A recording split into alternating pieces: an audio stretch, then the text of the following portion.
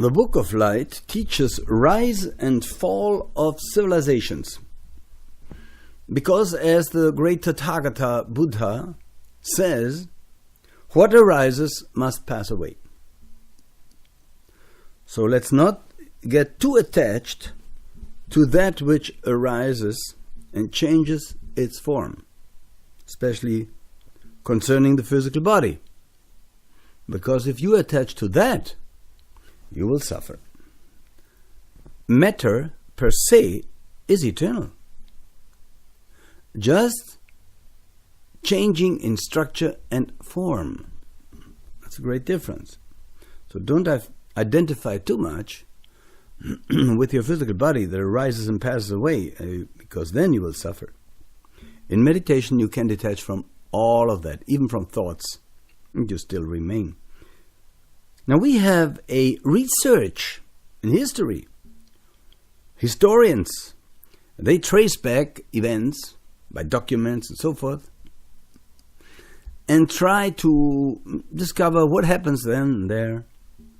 There is a more secure way of doing that, and that's the occult research. And we find that through the Book of Light in Akasha Chronic. Akasha Chronic. This is the memory of the Logos. See? There everything, all the past is there. All Mahamanvantaras and all Mahapralayas, all arisings of the universe and all passing away of the universe. What goes up must come down. That counts for the entire universe. Hermes, as above, so below. Universe arises into space and passes away or withdraws into the center point, so-called black holes and so forth. Now, in that Akasha Chronic, we can even see past, present, and future.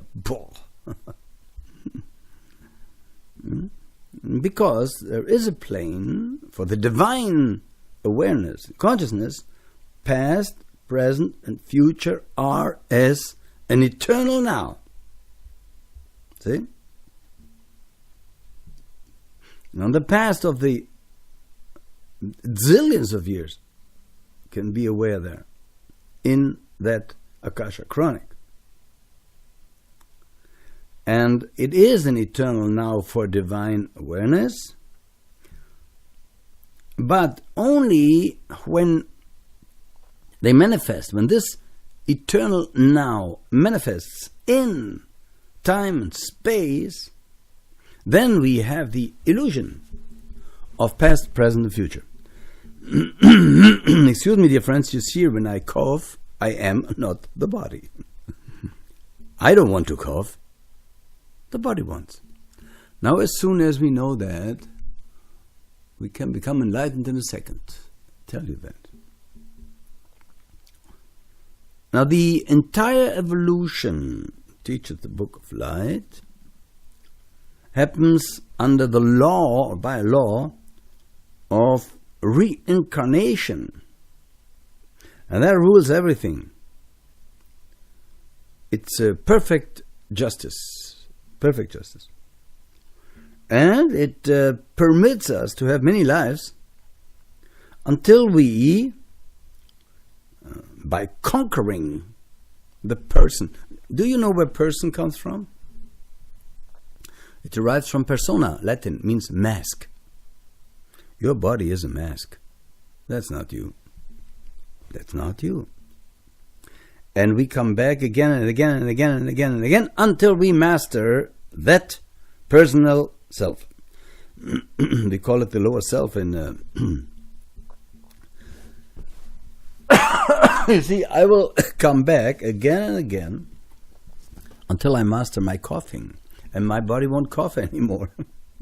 Yeah, that's it. You see, you are your own savior.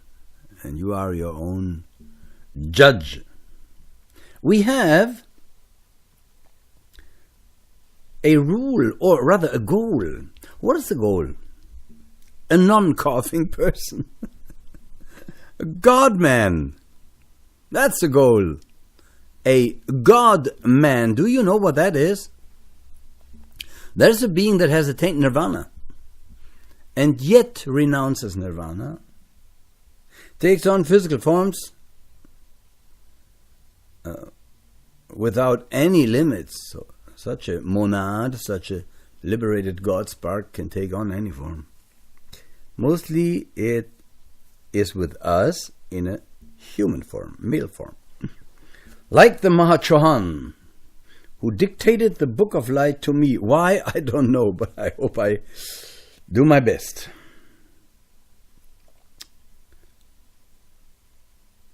So that's the goal in life, God-man. To become a God-man or a God-woman. See, gender doesn't count if you are enlightened and liberated because you're a divine spark. God has no penis and no vagina.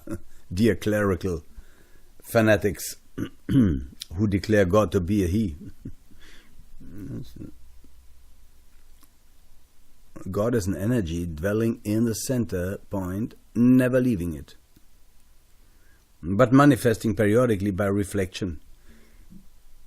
Now, we have a law of reincarnation, and that is the cosmic law of, how could we call it? Cause and effect. Cause and effect. And all human activities are bound by a chain of that law. Cause and effect. Cause and effect. And like in physical nature, we have that law, we learned it in school already. Action equals reaction. And as above, so below, says Hermes. So we can say that as in physical nature, that law rules. It rules in spiritual nature. The spiritual law karma causes that all human beings, or all beings, have, when they act, they have their exact reaction, which they experience then as suffering or pleasure and pain, good or bad, this or that. When we do something, this activity goes in far away time epochs. I'll give you an example. I asked my teacher, I tapped on like this, I did this. No, she said do this. I did this. She said, what do you think happens with that vibration? I said, well, it's there. No, she says, it travels throughout the entire universe. And then, since the universe is curved, it returns. What do you think, she says, where does it return? In the kitchen, in the bathroom, or on the floor? It returns exactly there where you tapped. Dear friends, you can't escape. You can blame God as long as you want, 24 hours a day. It won't help you. It won't help you. Study the Book of Light. Listen to the path. As you sow, you shall reap, life after life. And this teaching of reincarnation was removed from Bible approximately 500 AD during Council to Nicaea and others. So many things, dear friends, that you did in one life may only find their reaction in later lives. Maybe 1,000 years later, or maybe 20 lives later. Why is that so? I'll give you an example. You tortured in Egyptian times, maybe in Atlantean times or so, when chemical science was very evolved. You were a black magician and you tortured somebody with chemicals. The reaction to that action must wait until there is a culture that equals approximately this situation. So you may become a chemist in this life. Somebody will throw acid in your face, or something will explode, or you will reap what you sow. Sounds cruel, is so. That's how we learn. You have bad thoughts, negative thoughts, conquer them immediately. Say no, or say love, or say love, love, love. Say may all beings be happy. Conquer and transform that spiritual thought. It's called spiritual alchemy. We will talk about that. Now, human being is the only cause of the effects that happen to him. And he decides by doing and by not doing all circumstances of happiness or unhappiness. The following incarnation. Don't be blinded or confused by people who now are great gurus, maybe, and they are handled on the marketplace by the world, and so forth and so on. And in truth, they are the worst monsters that you can imagine. I give you one hint, and I warn the Dalai Lama here.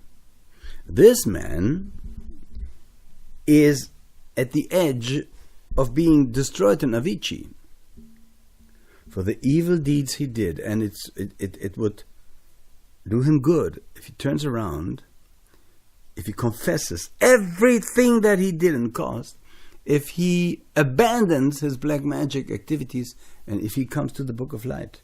If not, and we'll talk about that in the next lecture, he will suffer extremely. But dear friends, don't be sidetracked by so-called great beings in this world. Often, these are beings, they don't know that they're worshipped everywhere, and they walk and walk and walk, and they don't know that they are walking directly in direction of an abyss.